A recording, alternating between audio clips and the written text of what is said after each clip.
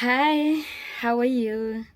Good morning, good afternoon, good evening, depending on where you'll be watching this video from. My name is Gladys, or as many people call me, Mama Girls, because I'm a mother to so many beautiful girls. And today I am here because I have missed you guys, and because there is something that people have been asking me to do, like a brief on it. I've gotten people telling me that anytime I upload a video on our progress with the baby girls that I rescued from the slum, new people who are joining our family are not able to connect why we have to have this follow-up for these girls. Like, they do not know exactly what is the story behind them, where the girls came from, or how it came about. And so people have been requesting me, why can't you do just a brief, so that even us who are new in the family can be able to become part and parcel of exactly what we are talking about. And that is why I am here today. I am Gladys, the foster mom. Our channel is called Touching Lives Through Love. Touching Lives Through Love. Kindly show us some love by clicking that subscribe button. It's absolutely free of charge to subscribe, and you'll have shown us a lot of love. Yeah, so I want to give a brief. I had given that story very comprehensively on another channel when I picked the girls, but courtesy of our new family members.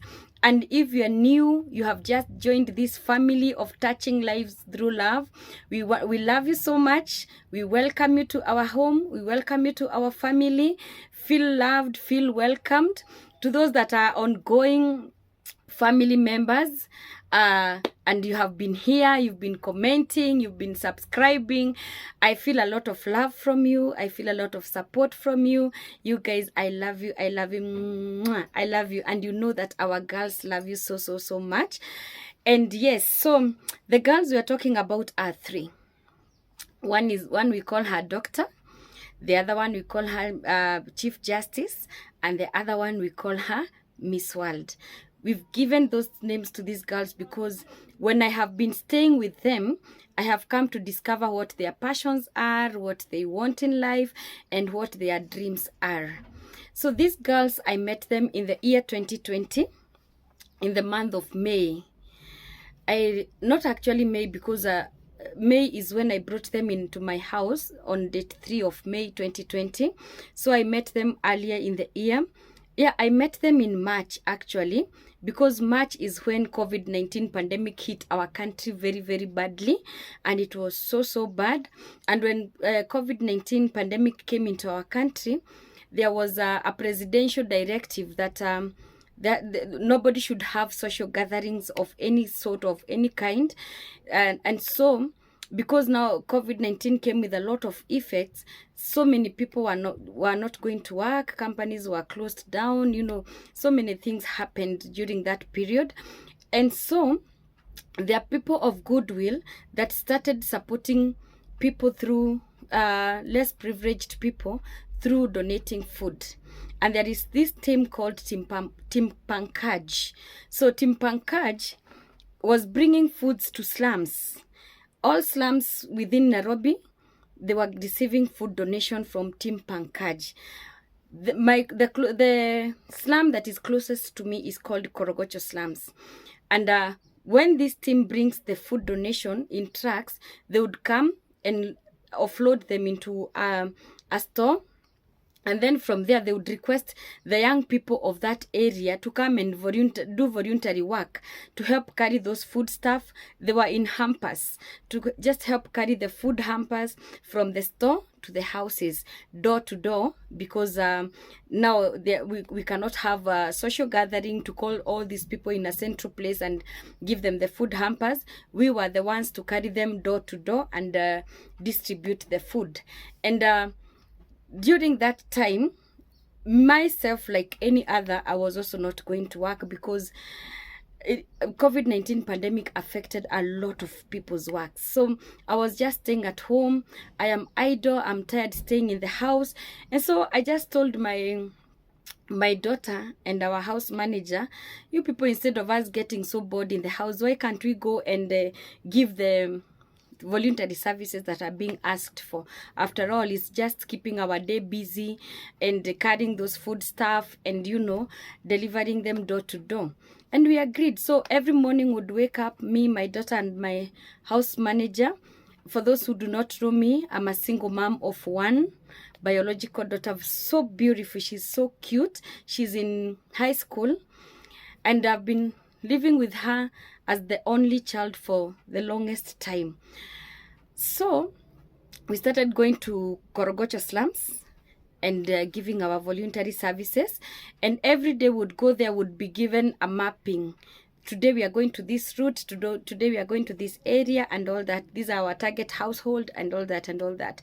So this particular day we went just like any other day, and we were given a route to follow, and the target household were in a list. So when you go to a certain to the list, to one of the houses in the list, you tick it. You go to the next, you tick it.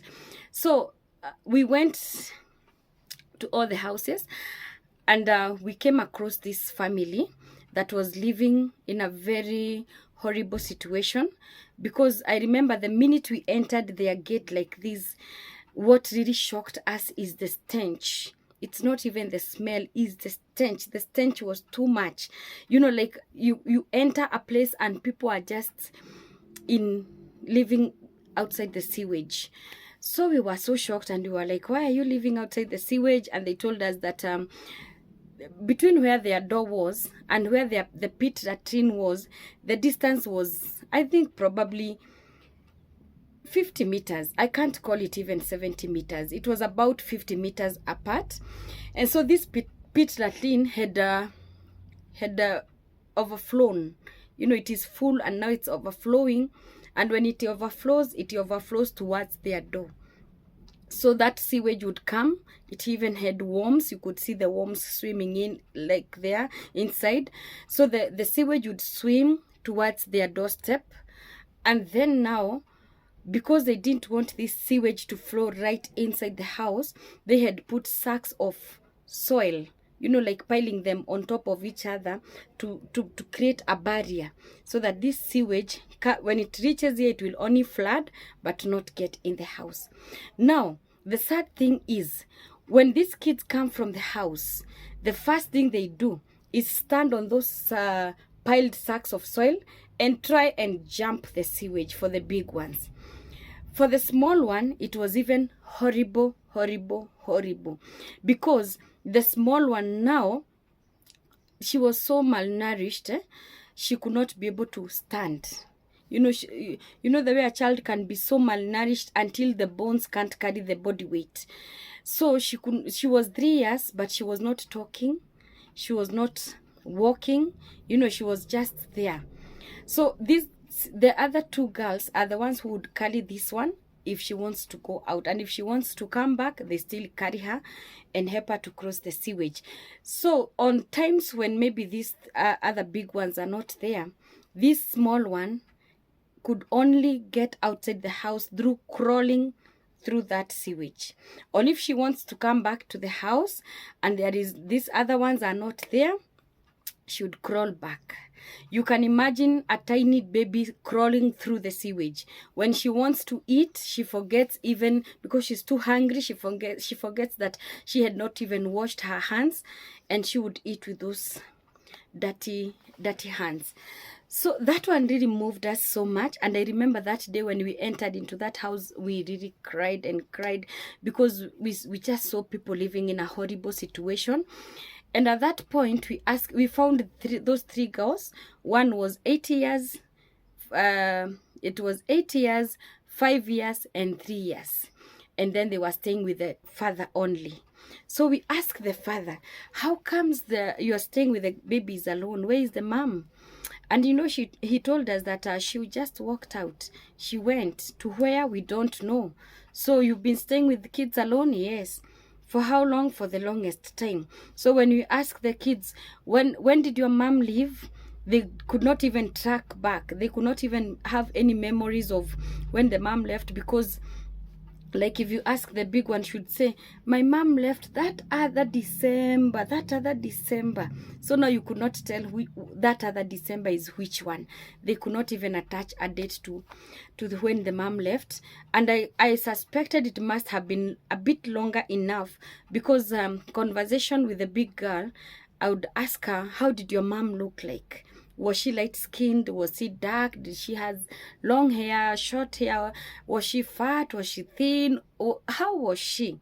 And the big girl cannot remember, cannot be able to describe how the mother looked like. So the big girl was 8 years at that time, and that one tells you even 8-year-old child cannot put a description to a mother figure, then that one is serious. Although now we understood that this girl, she had a challenge of not having been taken to school, because at 8 years she had never seen how a classroom looks like at 8 years. All of them, all the three of them, were staying in the house. When other kids are going to school, these three are staying at home. This 8-year-old one could not write her name at 8 years, could not say number 1 to 20 at 8 years, could not say the alphabetical numbers, letters A to Z. She would only say A up to, I think, E. After E, she didn't know how to continue from F and all that. So that tells you the seriousness of the matter, the kind of poverty they were living in. So that's why this girl could not actually in any way be able to, to put numbers or years or time frame to some of these things.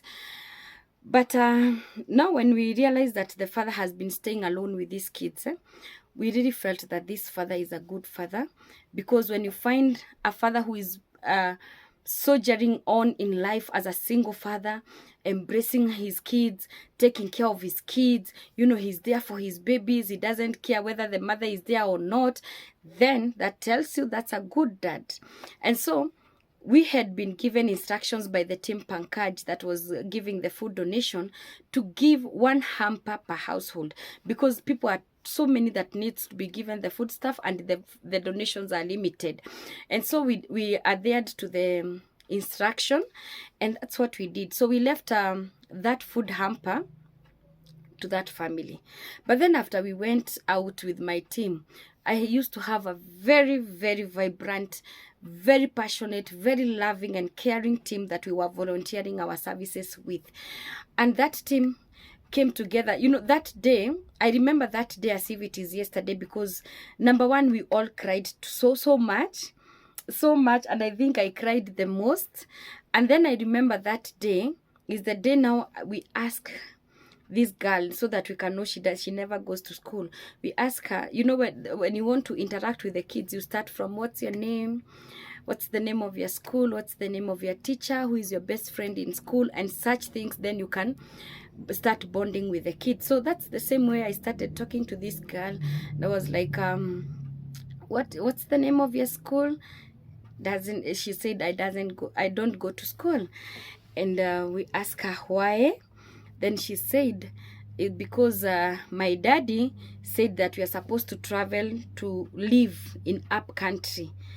Oh, okay. So, and what do you want? Do you want to go to up country? And then the small girl was like, no, I don't want to go to up country. We asked her, what do you want? She said, me, I want to go to school. And at that time, I remember she touched the softest spot of me. The way somebody can really touch that soft spot in you. And the reason why she touched the soft spot in me is because I remember myself. When she said that, I saw myself in this girl, how I was eager to go to school some years back, many years back. I was staying at home. I don't have school fees. I don't have people to sponsor me to go to school. And so everybody would ask me what I want, and I would tell them I want to go to school. So when this girl said she doesn't want to go to up country, she would rather go to school, she reminded me my years back. When I listened to her, I had myself in her. And so that one again made me cry. And even before we left that homestead, I remember I said deep down in my heart, even if this girl, I don't know her, I will make sure she goes to school. I will talk to the father, and I will be trying as much as I can, talk to my friends, try to get something for her, buy her uniform, buy her books, and then she'll be going to school as she comes back home to their home.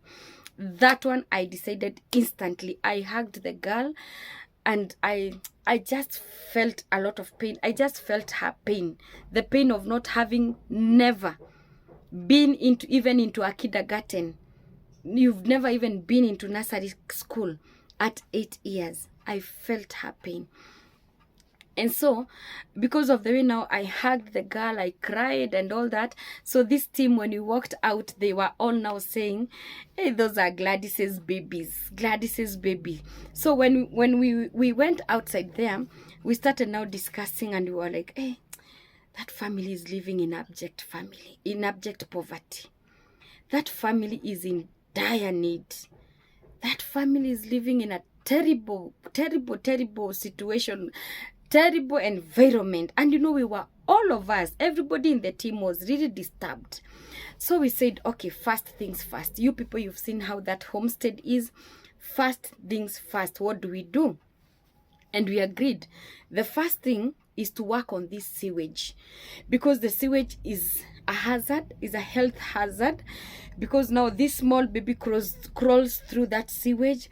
These other big ones, even if they're not crawling, at some point they're having contact with the sewage, so their health is complicated, is actually at stake. Their health is very vulnerable with that state of sewage right in front of their house.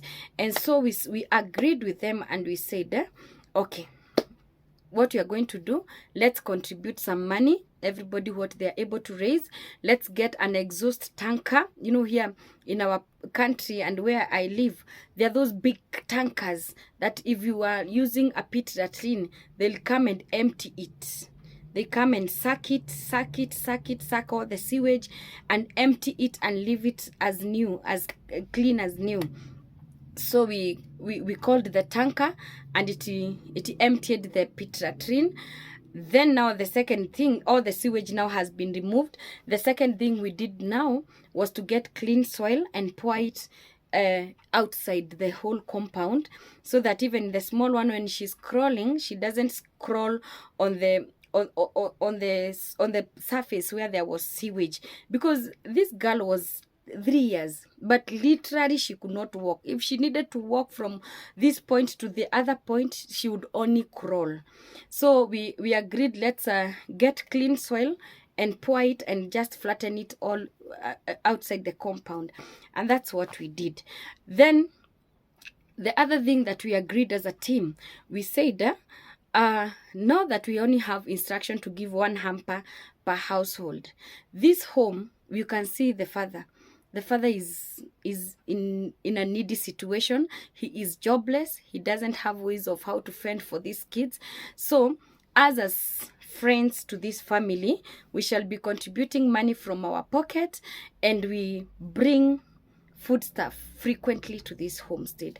And that's what now we used to do. Now every day we would go to slum, maybe would skip a day or 2 or 3, and then maybe on that day everybody in the team would make a joke and say, can we contribute some food? We go and see Gladys's kids. Can you contribute some shopping? We go and see Gladys's kids. And I would really get excited when the team would say that we are going to see those kids, and would contribute that money, get some shopping in place, and then now take the shopping to the kids, buy snacks for them. And those kids, every time we would go visit them, they would feel so happy because they knew that our team would come and bring them goodies.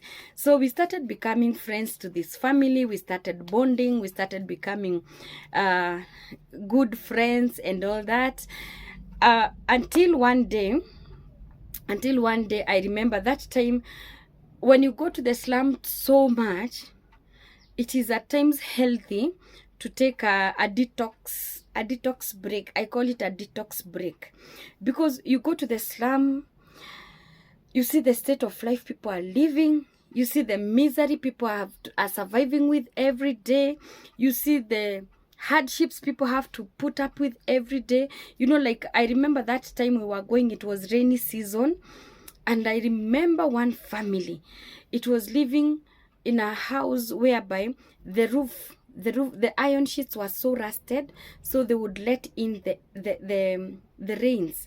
So what this family would do, when it rains at night, they would fold their small mattress, put it in one corner that is not raining, and then they would wrap they had a breastfeeding baby. They would wrap their baby nicely. After they wrap the baby nicely, they would stand on that other corner that is also not raining, and then they would stand the whole night until morning. They would carry the baby in shifts. So the mother would carry the baby for 1 hour. If she's tired, she gives the baby to the father. The father would carry the baby for the next hour, and they would keep exchanging until morning comes. And we were told that is how they live. Actually, I remember there is a day we went into that particular house and it was raining. We are inside the house, but we are using umbrellas, because rain is like flowing inside, flowing. So you go to the slum so frequent, you get sometimes traumatized. You feel like your head is so full. You just ask yourself, what can I do to help these people? And there are too many who have got different kind of problems. You find others are dying in a sick bed. They don't have medicine, they don't have money to go to hospital. The situation there is unbearable at times. So this time we had gone to the slum so frequently, and I decided, let me take a detox break of maybe a week. But then when now we took that detox break, I received an emergency call from one of the team members, and then it's called Uncle. Uncle is telling me, that's a nickname we had given him. So Uncle is telling me, Gladys, you know your kids have been sleeping out. So I asked him why. They have been sleeping out because their house has been locked by the landlord, and they are sleeping under a tree all through that rain that is raining nowadays. They have only put a shade of sack. You know, they have put sacks on that tree and they stay under there. So at night when the rain is too much, they go and stand somewhere where the iron sheet of the house can cover them. They stand like this until morning. I asked Uncle, for how long? Uncle told me, I'm told this is about the 5th day. That's like about a week. I told Uncle, what do we need to do? So Uncle said, immediately, can we offer to pay the house rent for these people so that the landlord can open it. Again, we came together as a team. The team was amazing.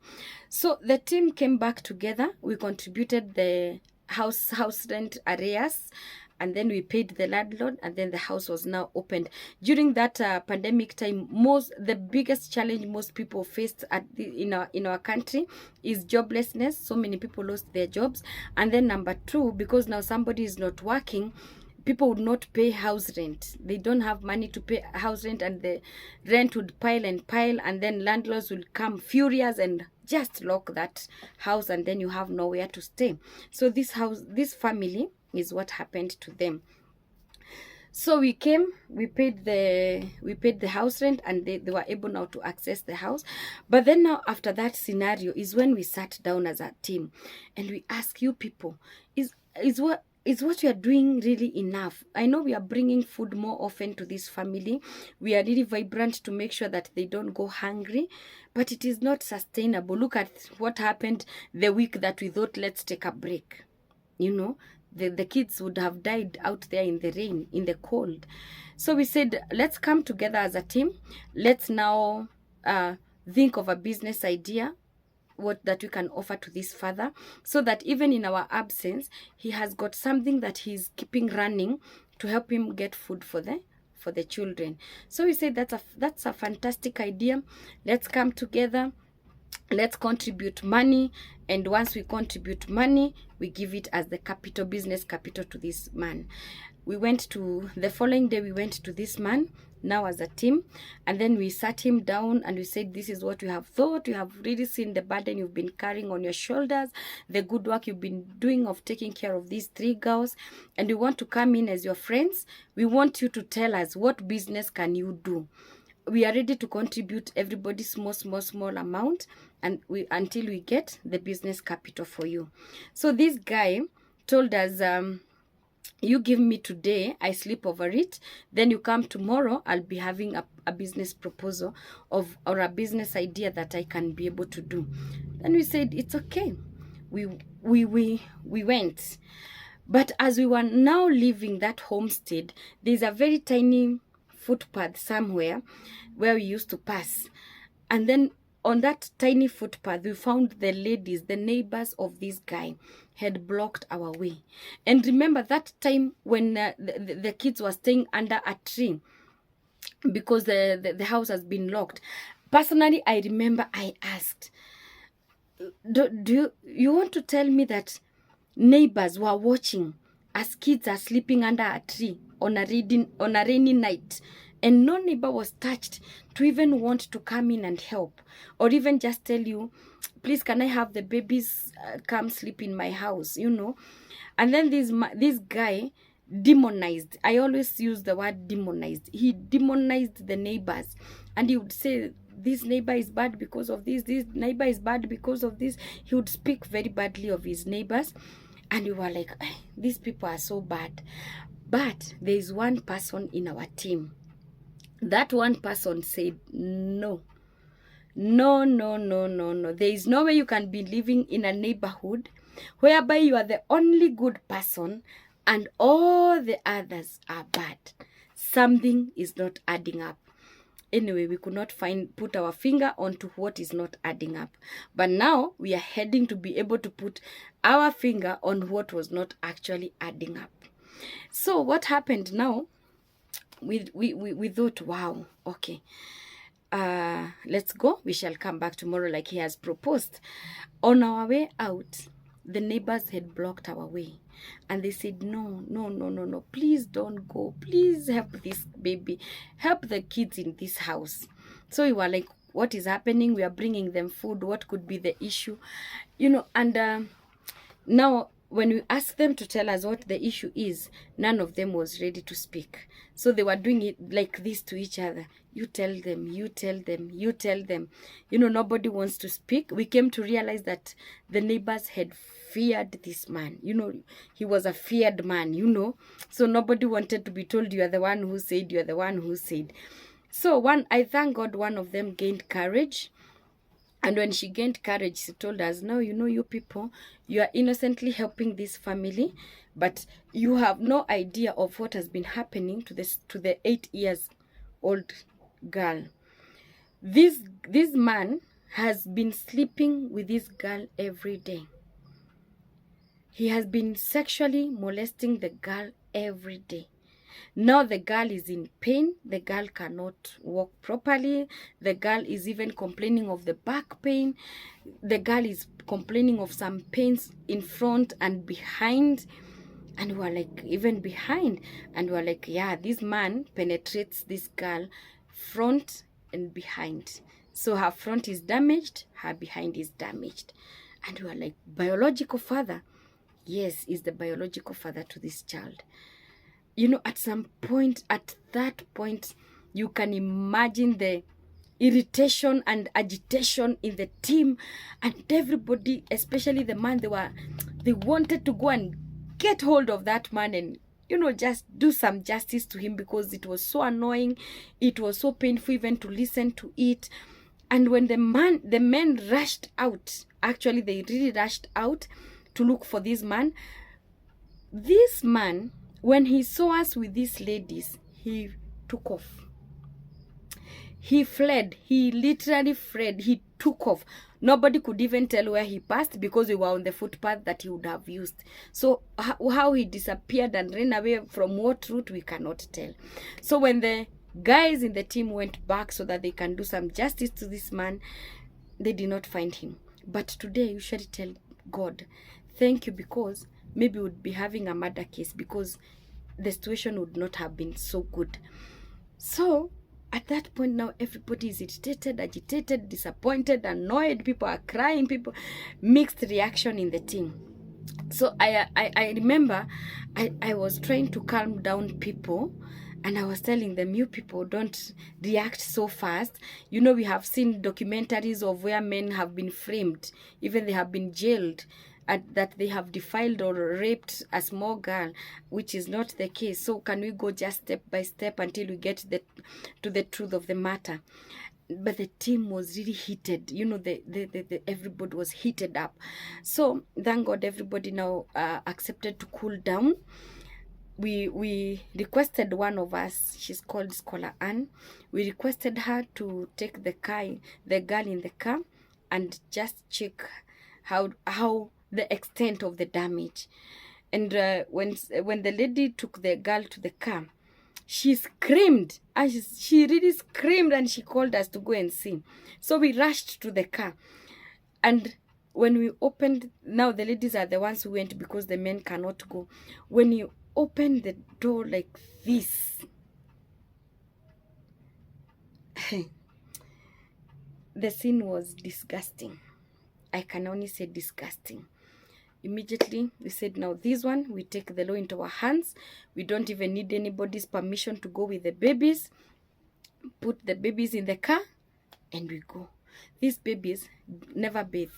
They staying in the sewage. So you can imagine the smell, the stench that they are having. Everybody in the team, those who had the cars, had, you know, their cars were nice and clean and neat. So the girls came into my car, because my car is the one that looked a little bit of like a low standard car. And then my car is it's an old car, so it was not flashy. And then actually my car was being called a small lorry. It is just there. It's just a car to keep you mobile from one point to another, an old car. It just looks like it's more of a luggage car than a comfy car to carry people, you know. So it was easy for everybody to suggest, let the girls go in my car, because if that one, even if it gets messed up, is quote unquote like okay. I didn't have an issue with that. So we carried the girls into the car, and we said, now we are heading to the hospital. On our way to the hospital, we had fed these kids so much, because now everybody is now sympathetic. They had been bought so many snacks, so many things to eat on the way, until now at some point they had ate so much they started vomiting in the car. They are not used to being in the car. They are so full and in the car being driven in the car. So they started vomiting in the car. So we would put the car aside, wipe the mess, and then continue. This small one, who is 3 years, doesn't talk, doesn't walk, is the one that now made us wonder, because she's too full. So she has vomited, and then now she wants to poop. But she cannot say she wants to poop because she doesn't talk.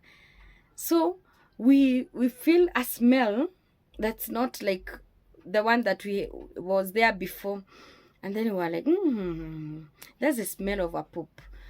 Can we check? Can we check? Then we checked, and we found the small girl had pooped and messed up herself. Again, we pulled the car aside, we wiped the mess, we wiped the girl, we cleaned her up. Anyway, long story short, we went to the hospital. The girls got checked. Thank God.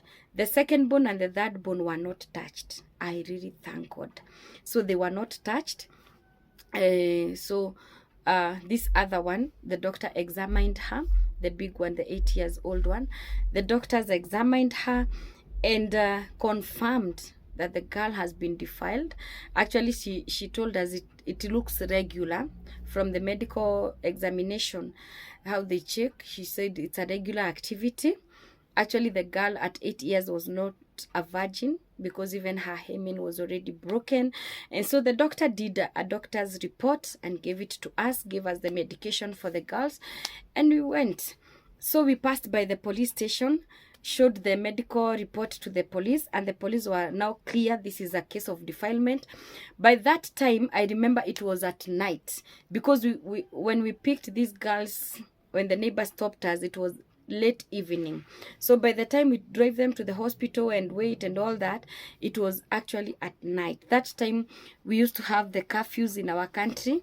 So that time the curfew was the 7 p.m. curfew. By 7 p.m. everybody was supposed to be indoors, you know, to control that movement because of the pandemic, COVID-19 pandemic. And so we had been given a letter by the police to operate beyond curfew hours. We came back to the police at around, I think it was going to 10 p.m. And now the police now said, now leave this work to us. It's a case of defilement. We are going to arrest this man.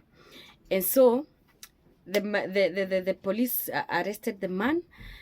And at that time, by the time he was arrested, it was going to, I think it was 11 or some minutes past 11 p.m.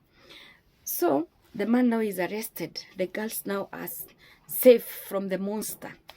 But now, that late night, it was now going to 11:30 p.m. Now we are done with all recording the police record statement and all that. Everybody now started asking each other, so where will the girls go? Where will the girls sleep? Who will be living with the girls? Because they're in the slum, we don't know any of their relatives, we don't know anybody. The girls don't have any number we can call. We don't know anybody that we can entrust the girls to. So everybody now became confused. Where do we take the girls? Now the bad father that we have taken away and has been arrested is the one who has been staying with the girls. When he has food, he feeds them. Now we have taken him away. So what do we do with the girls? And it was quite not very funny at that time. It's at night and we are with the girls in the car, and we cannot take them to live in the house where they used to live, because you can't leave small girls in the house alone. Nobody can go to live in the slum with them. So it was a bit tricky. But then at that point, I remember I just felt, you know, the decision that you make without a second thought. You know, I told them, these kids have been in my car all through. Put them back in my car. We are going to my house. I know they'll get a plate of food and sleep for the night. Tomorrow we know what will happen. So that's how I came with the girls to my house. It was on date 3rd of May 2020. I remember we reached to my house almost midnight, and when we came here, we found now my house manager and my daughter that day, they'd been left at home. We woke them up, and then I remember my daughter's reaction, because that day when we went and found the girls are staying in the sewage, my daughter was there. When we were crying, they were there with me, with even the house manager. So we cried, all of us. So everybody knew the predicaments of these girls. So when they came to our house, my daughter's reaction was like, "Mom, finally the girls are now safe." I told her, yes, now the girls are safe. So right at the door, remember, these girls are smelling sewage. Serious bad stench is coming out. All through the night, even up to this time when it's around midnight, we are driving with all windows rolled down. We don't care the cold, we don't mind the wind, we just want some fresh air because of the stench. So right in front of my door, I told the house manager, please remove those clothes from there. Everything, remove them, everything, put them in a dustbin, throw them away. And straight, let them go to the bathroom, shower first, apply some baby jelly on them before anything else. So showering, there was no problem. There is water and soap. baby Jerry there is to apply on them. The challenge was, my daughter is big. My daughter is a teenager. So we don't have baby clothes in the house. So what do we do? And we have thrown the old tattered clothes in the dustbin. And I quickly told my house manager, you know what? Go get our big t-shirts and our big sweaters and socks, our big socks. Let each girl wear big socks, big t-shirts, everything big. That we just want warmth for the night. Tomorrow morning, we shall get to know what they will wear. Anyway, so that's what we did. And that's how I started living with the girls, imagine. Just like that. I had not planned. I had not foreseen it. I only thought I'm coming in and stepping in to help just for that particular time, and then maybe find another solution for these girls, and my work is done and I pull out. Today is the year 2022 and still counting. I don't know. I cannot explain how this came along. I can only call it divine. I can only say it is God who wanted these girls to land into my hands, or even to be in my house, because today we are so much like a family. We have become like one big family. So that is how the girls landed into my house, and we shall be continuing from there. I shall be explaining the experience of having the girls in my house. How has it been? I have been a single mom for 14 years in 2020. A single mother of one. I only know how to raise up one child. I only know how to bring up one child. I only know how to fend for one child. I only know how to take care of one child. Like literally, I'm even afraid to get another child, because I'm like, 2 kids, how will I raise them? So I'll be explaining in the part 2, I'll be explaining how now as a single mother have I been managing to raise 4 kids, 3 fostered, 1 biological. I'll be explaining that in part 2. So keep tuned and stay here. And I'm doing this video specifically for our new members in the family, so that we can bring you up to speed and know what kind of a family that we are, because you have already decided to join us as a family called Touching Lives Through Love. And I love you so much. I appreciate you so much. When you click that subscribe button, I really appreciate that. When you click the like button, I am happy, because when you like our video so many times, it is recommended to so many other people to view it. I am so happy. When you just comment down there, it makes me even happier. I just take my time reading through your comments, and I draw a lot of encouragement from them, and I cannot wait to read your comments down there. And also, I cannot thank enough those family members that have been actually picking our number that is running down here and calling me. Even others have been sending me an email of encouragement, calling me to just encourage me, just support in whatever way God enables you. I am so grateful for the people that have been supporting me in prayers, standing with me in prayers. I can't thank you enough, because when I picked these girls, I declared war in the camp of the enemy, because these were kids condemned by the devil to forever live a miserable life. They were arrested by the devil. They were chained by the devil. They were already caged somewhere by the devil. They were already condemned to amount to nothing in life. So when God used me to pull them out and bring them into the light, and bring them into their dreams, bring them into their visions, bring them into the focus of their life, connect them to focus with their destinies, align them with their destinies and the will of God and the purpose of God in their lives. Don't think the devil is all happy and all smiling. I have faced battles and battles and battles, and that is what I will be explaining in part 2. So make sure that you watch the part 2, because I'll be so up close and candid. I'll keep it very raw. I'll tell you how I even went into depression. I'll tell you how it has been. It has not been a bed of roses. I'll be able to, it hasn't been a walk in the park, but I'll be able to tell you all that in our part 2. May God bless you so much. If you would like to call this family and just get in touch with us and just become our family member, the number is +254 713 314 522. +254 713 314 522. We shall put it to run down here. And for those who like sending an email, my email is gladys.kiamas@gmail.com. I'm gonna put it down here so that you can get it very well and correctly. So love you guys and God bless you. See you in our next video, part 2. Mwah. Bye.